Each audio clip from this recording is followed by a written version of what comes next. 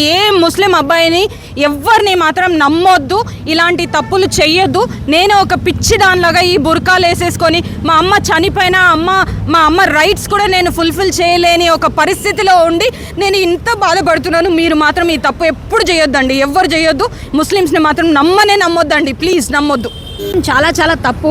ఆ అమ్మాయికి first doubt ఉండిందంట, ఏదో తేడాగా ఉంది వీళ్ళ దగ్గర అని. కానీ ఈమె క్లారిటీ లేదు. మొన్న క్లారిటీ వచ్చిందంట. మొన్న ఎప్పుడైతే సెర్చ్ జరిగిందో అప్పుడు క్లారిటీ వచ్చింది. నాకు వీళ్ళ మా తమ్ముడు వాళ్ళకి తెలుసు. సో ఇంక వెంటనే మేమందరం కలిసి రెడ్ హ్యాండెడ్గా దొరుకుతారు వీళ్ళు అనేసి, వాళ్ళు ఆల్రెడీ ఇక్కడే ఉంటున్నారు డైలీ. ఈమెను వదిలేసిండి కంప్లీట్గా. ఈమె దగ్గర ఫోన్ కూడా ఎత్తట్లేదు, మెసేజ్ కూడా చేయట్లేదు.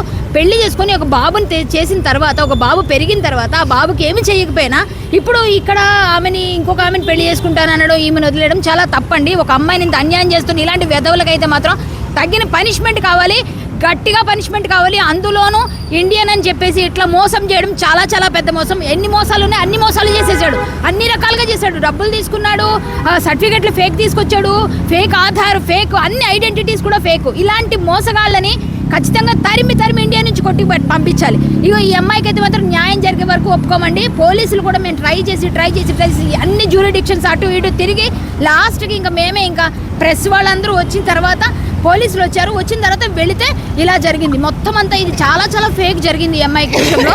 ఇలాంటి అమ్మాయిలు చాలా మంది ఉండొచ్చు. ఈ అమ్మాయిని చూసిన ధైర్యంగా బయటికి రండి, ఇలా మోసపోకండి. అమ్మాయిలకు మాత్రం న్యాయం జరిగే వరకు పోరాడుతూనే ఉంటాం.